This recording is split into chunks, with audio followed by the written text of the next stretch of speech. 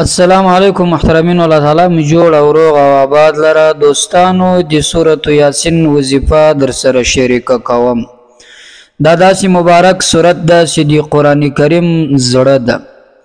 د قران کریم دغه سورۃ د قران کریم زړه ویل سوی دی.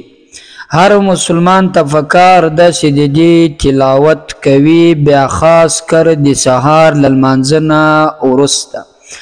کله چې د سحر لمانځنه ورسته یو انسان د سورۃ یاسین تلاوت کوي، نبی علیه الصلاۃ والسلام فرمایي د دغه ورځې ټول حاجتونه یې پوره کیږي، او په دغه ورځ کې چې د کم کارونه کوي په دې ټولو کې الله تعالی ورته برکت اچوي. که کاروبار وي، تجارت وي، رزق وي، سحر څه وي، یا د تعلیم زده کړه وي، یا بل ته د تعلیم ښودنه وي، په دې ټولو کې الله تعالی د دې سورۃ یاسین په برکت سره برکت ور اچوي. او له دغه ما سوا د دې سورۃ یاسین بې انتها زیاتې فایدې دي او بې انتها زیات فضیلت لري. په دنیا کې هم انسان ته د سورۃ یاسین ګټه کوي، او په دنیا کې بېشماره فایدې انسان ته د سورۃ یاسین رسوي، او په آخرت کې هم بے انتها زیاتی فائدې دا سورۃ یاسین لري. او دغه سورۃ یاسین په باب باندې د نبی علیه الصلاۃ والسلام مبارک بے انتها زیات احادیث راغلي دي. او دغه سورۃ یاسین چې د کم شانو لپاره په دنیا کې ګټه کوي، او د کم شانو لپاره چې په آخرت کې ګټه کوي، او د کم سورۃ یاسین چې وظیفه د سیزنن تاسو ته درخیم دا ټول مکمل معلومات زنن له تاسو سره شریک کوم. دوستانو، د حضرت انس رضی الله عنه روایت له نبی علیه الصلاۃ والسلام څخه د مبارک فرمایي چې نبی علیه الصلاۃ والسلام و فرمایل چې د هر شي لپاره زړه سته، خو د قرآن کریم زړه چې بیا د هغه سورۃ یاسین ده.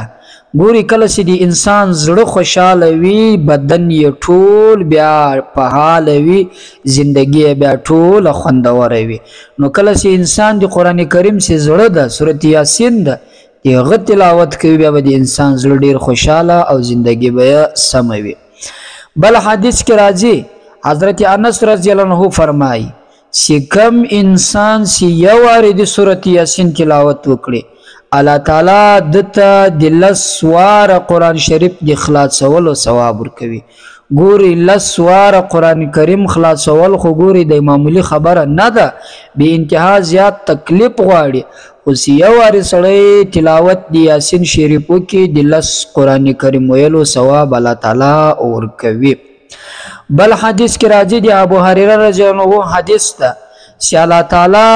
په اسمانو او پنځکه کې مثلا 5 یا 1000 کاله مخکې دغه د سورۃ یاسین او د سورۃ طه تلاوت فرمایلی ده.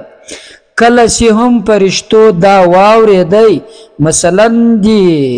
اسمانو او د ځمکې تر پیدایش 1000 کاله مخکې چې د سورۃ طه او سورۃ یاسین تلاوت الله تعالی وفرمایي،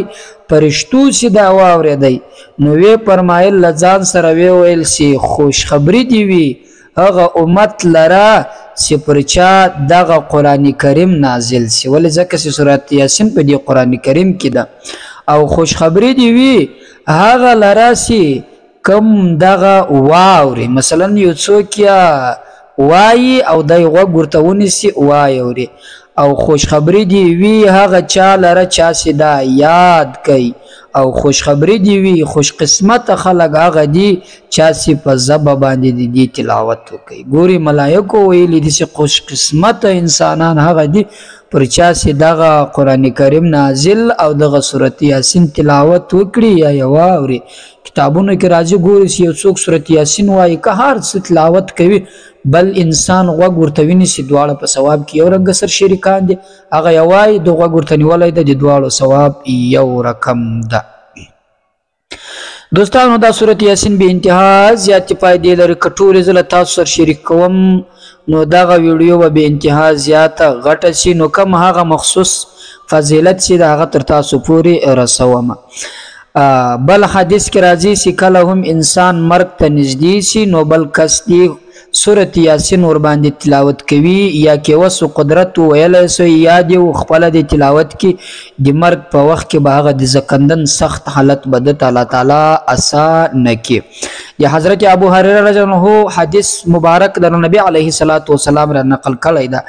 چې نبی علیه الصلاۃ والسلام فرمایي چې کم انسان چې د الله تعالی د رضا لپاره د الله تعالی د رضا په خاطر باندې د سورۃ یاسین تلاوت وکړي الله تعالی به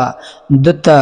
ټول ګناهونه ور معاف کی سیان دی په مخستن کې د سورۃ یاسین تلاوت دی لپاره کوي چې الله تعالی ماته تر ګناهو را تیر سي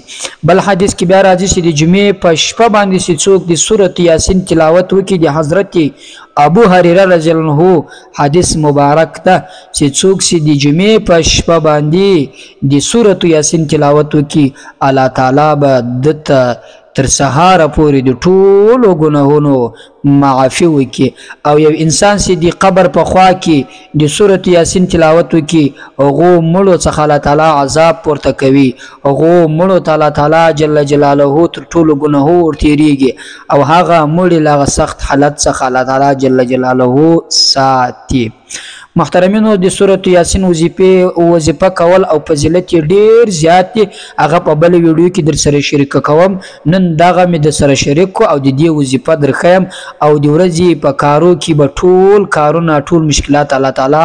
ستاسو د پکې او ستاسو مرسته به وکړي وظیفه دا د دوستانو چې کله د سحر منځ وکړي یو واری سورۃ یاسین تلاوت وکړي لغه نه بعد بس دعا وکړي الله تعالی به دغه ورځې ټول حاجات مدر پرکې او هغه فضیلت تاسو ته بیان کوي په پیراس کې به تاسو هم راسي کوشش کوئ د سحر لمانځه نه بعد د سورۃ یاسین تلاوت کوئ او مخستن سی ویډیوګي تلاوت یې کوئ الله تعالی جل جلاله به ډیر هغه څه درکې کم تاسو په فکر او په سوچ کې دی پر الله تعالی مسپارم له نور ملګرو سره شریک کړئ السلام علیکم ورحمت الله وبرکاته